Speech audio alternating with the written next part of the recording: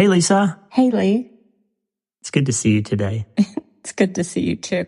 Will you help me with something? Of course. I can't remember what day it is. It's Frontal Lobe Friday. Good morning, my friend. I hope you're doing well. Dr. Lee Warren here with you, and it is Frontal Lobe Friday. Thanks, Lisa, for kicking us off with that. Hey, I've got a short message for you today, but I want you to focus. Okay, focus on getting your frontal lobes as efficient and effective as you can, because they are your command center of your brain. So when your mind directs your frontal lobes properly, your frontal lobes are the executive office, the C-suite, the boss of everything else that happens downstream in your brain and in your body and in your life. It starts with mind, under control of spirit, as we've talked about.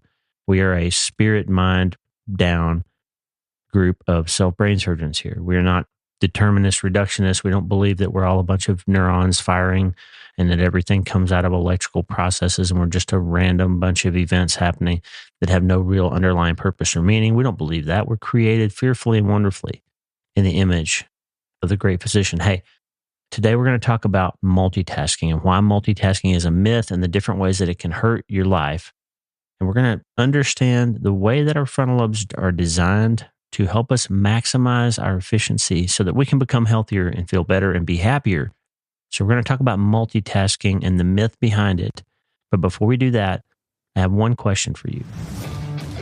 Hey, are you ready to change your life? If the answer is yes, there's only one rule. You have to change your mind first. And my friend, there's a place where the neuroscience of how your mind works smashes together with faith and everything starts to make sense. Are you ready to change your life? Well, this is the place, Self-Brain Surgery School. I'm Dr. Lee Warren, and this is where we go deep into how we're wired, take control of our thinking, and find real hope. This is where we learn to become healthier, feel better, and be happier. This is where we leave the past behind and transform our minds. This is where we start today. Are you ready? This is your podcast. This is your place. This is your time, my friend. Let's get after it.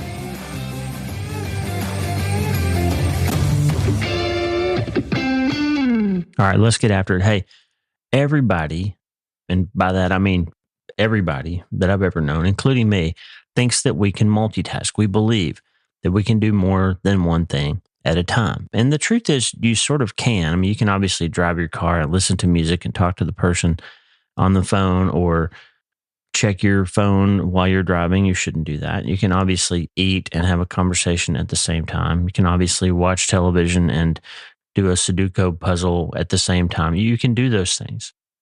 Okay.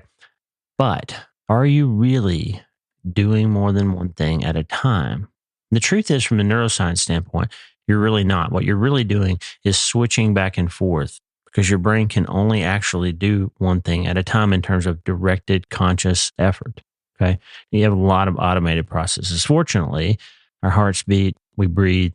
We have all kinds of autonomic things happening in our bodies that we don't have to think about. Okay. We have the gift of automated processes, the autonomic nervous system, we call it, that keeps things rolling. So we don't have to deal with things like, do I need to breathe or do I need to worry about the acid production in my stomach? Your body's going to take care of a lot of that. God built you as an incredible complex system of multiple different things happening at the same time that you don't have to direct. In fact, there's some pathologies. There's a disease called Ondine's curse.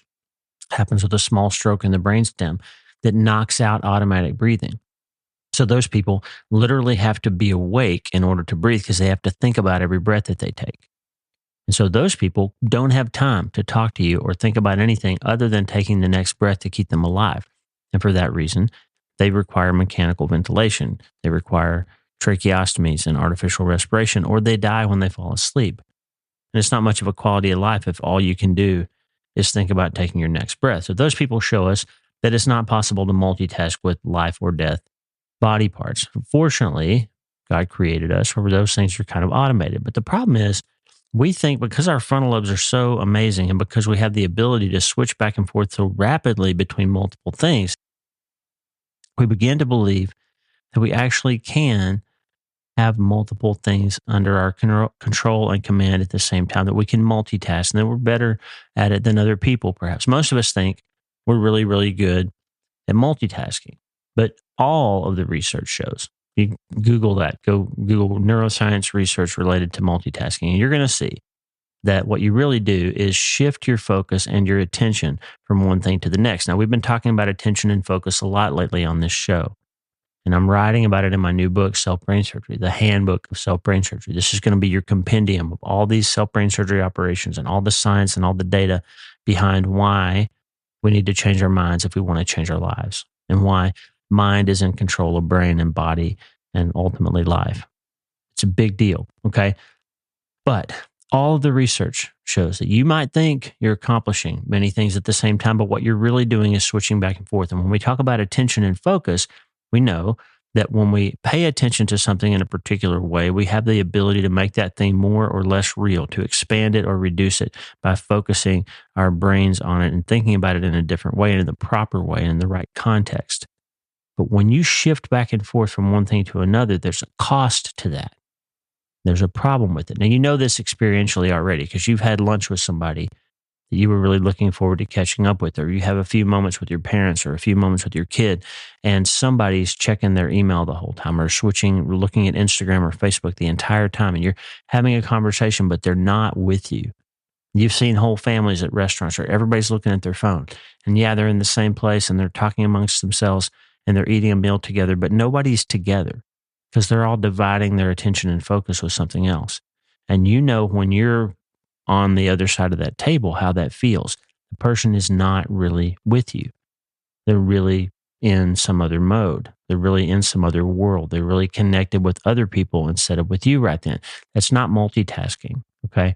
It's dividing and reducing the attention and focus that you can pay to a particular thing. So people think they can start two projects at the same time, that they can drive the car and listen to the radio effectively, that they can scroll through social media while having a meal with their folks, that they can respond properly to emails and work on their computer while they're watching a TV show. They can listen to somebody talk while also jotting down some notes about a meeting that they have coming up or a to-do list or something else. We think that we can do these things. And the real question is, what's the cost? The science shows multitasking takes a big toll, a huge hit on productivity. When you're doing two things at once, neither of them actually gets done as well or as effectively or as sort of efficiently or as accurately as you would like for it to be. You'll miss nuance in a conversation with somebody else if you're scrolling on Instagram. You will miss nuance and detail in an email that you're writing if you're also watching the latest episode of Blue Bloods or whatever it is that you watch on your television. Research suggests, it's very clear now from the neuroscience research that's out there, just Google it, you can find tons of information. Multitaskers are more easily distracted. They have trouble focusing their attention even when they're not working on multiple tasks at once. Remember one of our 10 commandments of self-brain surgery, what you're doing, you're getting better at. So if you train your brain that it needs to be trying to divide its focus and shifting its attention back and forth, it's going to become better at shifting its attention back and forth. And the cost of that is it's going to become less good. It's going to become worse at staying focused on a particular thing. So think about this. Your kid comes to tell you something really important and you try to pay attention to them. But at the same time, you're thinking about this email you just got. You're thinking about something you need to get done. You don't want to forget. You're thinking about, did I post that story on Instagram or not? And you're not really listening, even though you're actively not doing more than one thing at a time, because your brain is ready for that next switch. It's looking for the next thing that you've trained it to do by constantly trying to multitask.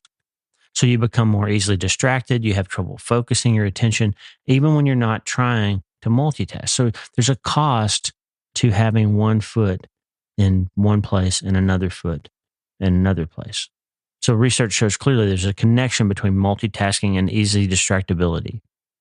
And the link basically between those two varies a little bit between person to person. So some people are better at it than others. But the real question is, do you want to be good at not being very good at the thing you're trying to be good at? That sounds pretty heavy, doesn't it? But you train your brain. What you're doing, you're getting better at. Here's another thing that research shows. Multitasking actually slows you down so that you're slower at each of the things that you're trying to do. It's very clear from the science now that if you do one thing until it's done and then switch to another thing, you'll be more effective, efficient, accurate, and speedy at both things. Okay? So while it seems kind of counterintuitive, you tend to work slower and less efficiently when you multitask. There's a thing the psychologists call task switch costs. That's what we just talked about. Task switch costs. When you switch, your brain has to take a second or a nanosecond or a millisecond or some amount of time to re-engage with the current process. So there's a task switch cost, a negative effects that comes from switching back and forth. You're using some of your microtubules and some of your energy and some of your cellular respiration products to re-engage the new task from the one you just switched away from, instead of just staying focused and getting the task done. So in some ways, as we've talked about, you're thinking about the thing for a second before you're actually thinking about the thing, which then slows you down. So it actually drains your productivity and the impact that you have on other people, and sometimes harms the relationship that you have with other people when you try to multitask. When you focus on a single task that you've done before, your brain can sort of switch into autopilot. That's synapses, right? We talk about how you create synapses to automate processes that your body gets good at. But you can't engage synapses if your attention is directed somewhere else because you're trying to build new synapses over there. So autopilot, synaptic reproduction frees up mental resources, but switching back and forth bypasses that process because you've got to re-engage conscious effort and thought to re-engage the thing that you switched back to. So if you're constantly doing that back and forth, then you have this task switch cost that's draining your productivity, efficiency, effectiveness, and speed, and harming your relationship with other people. Because no matter how many times we do it, nobody likes it when somebody else is not paying attention to you. Nobody likes it when somebody else has one foot in your conversation and one foot in Facebook. Nobody likes that. Multitasking is directed by the frontal lobes, the higher executive functions. That's why we're talking about it on Frontal Lobe Friday. These tasks, these functions control and manage the cognitive processes and determine basically when, how, and in what order certain tasks are performed. So you have to choose consciously, which takes effort, to decide what you're going to focus on and how you're going to focus on it. And when you're going back and forth, you have a constant sort of goal shifting and rule activation process that's happening, that's requiring you to spend mental energy not doing the things you're trying to do, but deciding which one you're going to do. So moving through the stages back and forth has a significant cost in terms of overall energy, mental drain. You'll be more fatigued, less effective, and sometimes actually harmful. Remember our first commandment? I will not harm myself. I will relentlessly refuse to participate in my own demise. Well, guess what? Multitasking actually causes you to make mistakes. It causes you to harm yourself. So I'm not saying don't ever listen to the radio while you drive your car. I'm saying you need to be aware that there's a cost to splitting your attention. Multitasking, multiple studies have shown, reduces performance, decreases GPAs in students who try to study for more than one thing at a time or multitask in class, do math homework while they're in their history class. They don't do as well on testing as if they just focus on the place and the time that they're in right now. Adults, and not just college kids, but adults have lower performance while multitasking. We found a study in 2018 showed that adults made a lot more mistakes when driving if they're also doing something else. So they're making wrong lane changes without signaling. They're missing stop signs. They're missing a turn because they're focused on something else, talking on the phone, listening to music, something that's distracting them from the task at hand. Now, brain function has been shown to be affected negatively by people who constantly train their brain to try to multitask. People doing several things at once have cognitive decline faster than those who don't engage in that type of behavior. And almost everyone that's been studied overestimates their ability to multitask. Most of us think we're really good at it, but the truth is the people who do it the most are actually worse at it than people who infrequently multitask. Why? because your brain is getting trained to be switching back and forth. And that means you're having to think about the fact that you're getting ready to switch back and forth, and you're having to use mental resources to pull that off. So people who chronically multitask also become more impulsive than their peers. They have lower levels of executive control, and they're more easily distracted, more easily frustrated, and less effective overall because they tend to downplay the risks associated with tackling multiple things at once. So you have limited cognitive resources. We all start with a certain set of cognitive tools, and we don't have more than that, and we can't make more than that. And when we multitask, we decrease them and make them less effective. So we become worse at goal setting, completion, task appropriate choosing of tasks, and completion of those tasks. And we harm relationships. So, giving you this big picture idea of what our frontal lobes do and how we can mess them up. And now I need to give you some strategies to deal with it. Now, I want to bring this home on the spiritual side because I constantly encourage you to spend the first 15 or 20 or 30 minutes of your day with the Lord, to learn how to have some quiet time. It's been shown numerous studies that if you spend the first part of your day calming your mind, getting your kind of distractions under control, and listening to some music, spending some time in the Word, doing some things to prehab for your day against the inevitable traumas and dramas and tragedies and difficulties it will have, that you have a better relationship not only with God, but with other people. And you're much more effective at your work when you get that quiet time under control. But here's what happens. This happens to me. I sit down for my quiet time. I put some headphones on. I play the Bible app and I'm listening to the Bible. And I think, well, while I'm doing that, I'll just check some email. While I'm doing that, I'll do this. Then I've got my Bible study happening, but I'm also trying to engage with the outside world. And then that means I'm not as effective at listening and letting the Word do some healing and work on me because I'm dividing my brain. Yes, I'm checking the box of spending that time, but I'm not really engaged.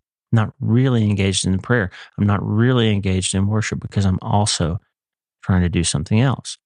This is my problem with churches that have coffee and a donut and all that stuff happening and encourage people to use their cell phones to take notes. And I don't have a problem with that, but I'm saying a lot of those people, they're taking notes on their cell phone, they're drinking a cup of coffee, they're eating a donut, they're listening to the worship, and they also, well, while I'm got my phone open, I need to check this Instagram post. I need to check my email real quick, because you're taking yourself out of worship. You're switching from one thing to another, and there's a task switching cost associated with that. So what do we do?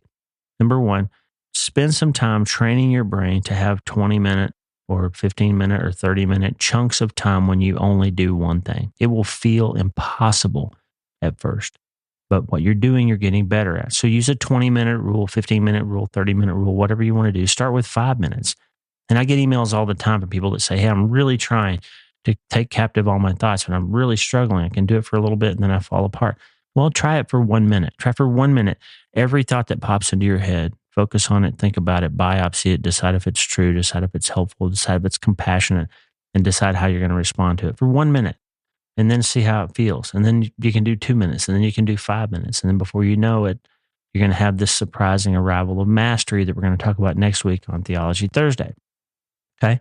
So number one, limit the number of things that you're willing to try to multitask. Make some decisions today.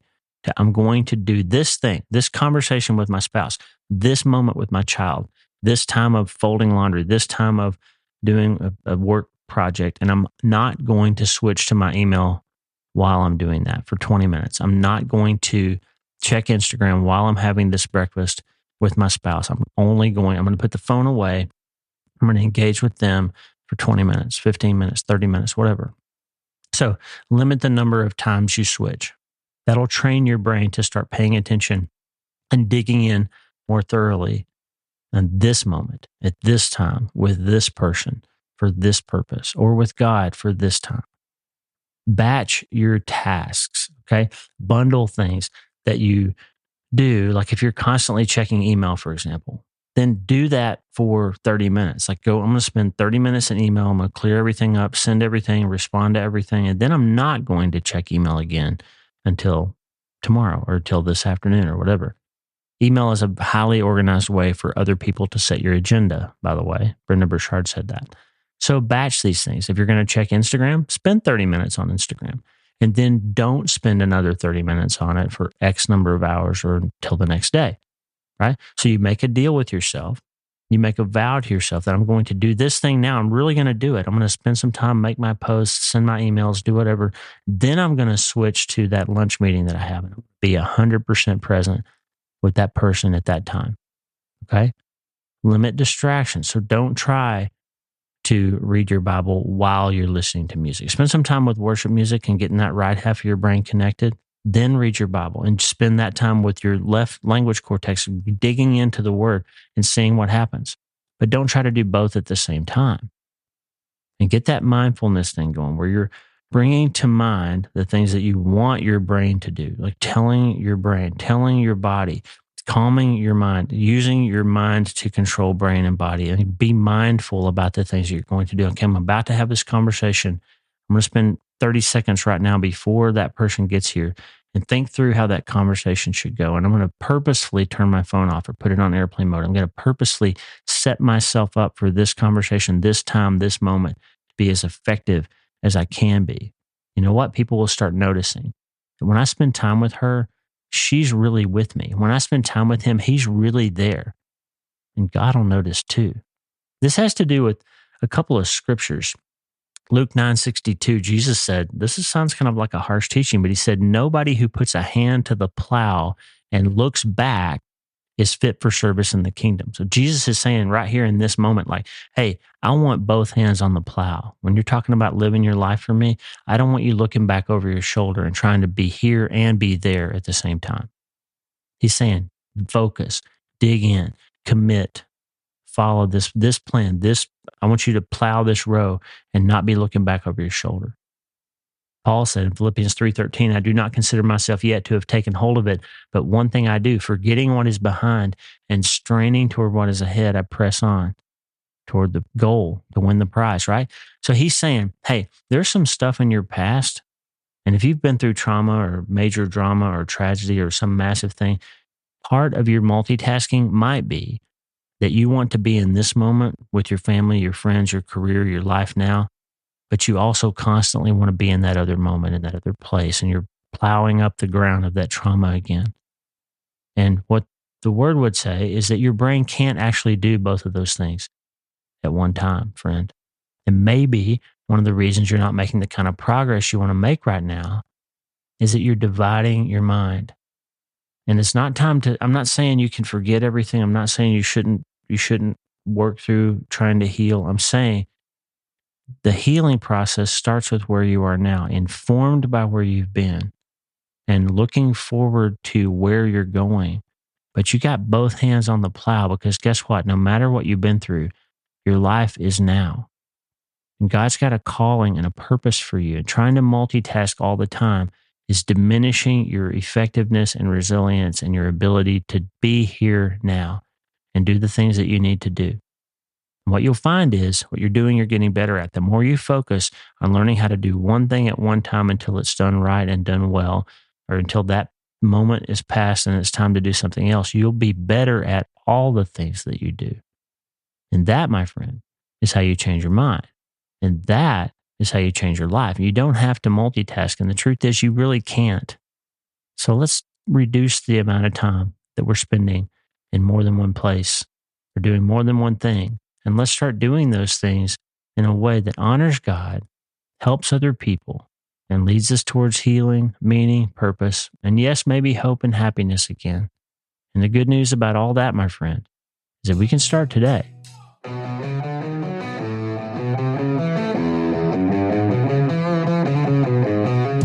Hey, thanks for listening. The Dr. Lee Warren podcast is brought to you by my brand new book, Hope is the First Dose. It's a treatment plan for recovering from trauma, tragedy, and other massive things. It's available everywhere books are sold, and I narrated the audiobooks. Hey, the theme music for the show is Get Up by my friend Tommy Walker, available for free at TommyWalkerMinistries.org. They are supplying worship resources for worshipers all over the world to worship the Most High God. And if you're interested in learning more, check out Tommy TommyWalkerMinistries.org. If you need prayer, go to the prayer wall at wleewarrenmd.com/prayer, wleewarrenmd.com/prayer, and go to my website and sign up for the newsletter, Self-Brain Surgery, every Sunday since 2014, helping people in all 50 states and 60-plus countries around the world. I'm Dr. Lee Warren, and I'll talk to you soon. Remember, friend, you can't change your life until you change your mind. And the good news is you can start today.